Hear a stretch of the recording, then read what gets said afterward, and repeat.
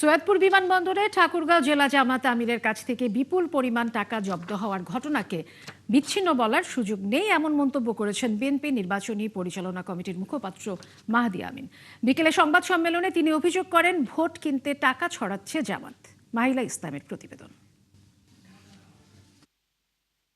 সৈয়দপুর বিমানবন্দরে ঠাকুরগাঁও জামাত আমির বেলাল উদ্দিনের কাছ থেকে ৭৪ লাখ টাকা জব্দ করার ঘটনায় জরুরি সংবাদ সম্মেলন করেছে বিএনপি।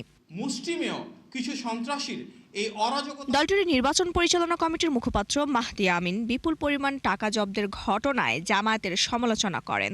নির্বাচনে অবৈধ অর্থনৈতিক লেনদেন প্রতিহত করতে সকল ব্যাংক, অর্থনৈতিক প্রতিষ্ঠান, ব্যবসায়িক লেনদেন ও এখন ঘরেই হবে বিয়ে বাড়ির পোলাও, যদি থাকে আকিজ এসেনশিয়াল সুগন্ধি চিনি গুঁড়া চাল বন্ধ রয়েছে, সেখানে স্বাভাবিকভাবেই সর্বত্র প্রশ্ন উঠছে, জামাতের একটি জেলার সর্বোচ্চ নেতা কোন উৎস থেকে এই বিপুল পরিমাণ অর্থ নিয়ে, কি উদ্দেশ্যে, কাদের দেওয়ার জন্য নির্বাচনের ঠিক আগের দিন ঢাকা থেকে ঠাকুরগাঁও যাচ্ছেন।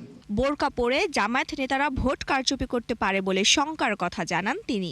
এ ধরনের অপকর্ম প্রতিহত করতে দলের নেতাকর্মীদের প্রতি আহ্বান জানান মাহদি আমিন। দেশের বিভিন্ন জায়গা থেকে প্রচুর বোরখা ও নিকাব বানানোর বিষয়ে আমরা জানতে পেরেছি।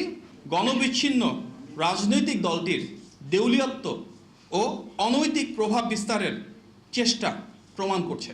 ব্যাংক লেনদেন বন্ধ থাকার পরও কোন উৎস থেকে এত টাকা পেলেন জামায়াত নেতা, তা নিয়েও প্রশ্ন তোলে বিএনপি। ইলেকশন ইঞ্জিনিয়ারিংয়ে এই টাকা ব্যয় হতো বলে ধারণা তাদের। আমাদের ধারণা ছিল যে এইরকম ঘটনাটা ঘটবে এবং সেটা প্রমাণিত হয়েছে যে আমাদের সেই আশঙ্কা যেটা, সেটা অমূলক ছিল না। সুতরাং দেশব্যাপী এই প্রক্রিয়াটা নিশ্চয়ই সকল জায়গায় আছে। একটু আগে আমরা দেখলাম যে মুরাদনগরে 2 লক্ষ টাকা সহ একজন ধরা পড়েছে। তো এই ব্যাপারটি হয়তো উদ্ঘাটিত হয়েছে, কিছুটা উদ্ঘাটিত হয়নি, আমরা বলছি টিপ অফ দ্য আইসবার্গ।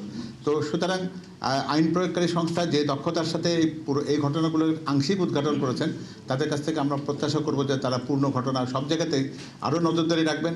জনগণেরও সচেতন হওয়ার দরকার আছে। সবাইকে শান্তিপূর্ণ ও উৎসবমুখর পরিবেশ বজায় রাখার আহ্বান জানায় বিএনপি। আপনারা কাল সকালে যত দ্রুত সম্ভব ভোট কেন্দ্রে আসুন। মাহিলা ইসলাম, ৭১, ঢাকা।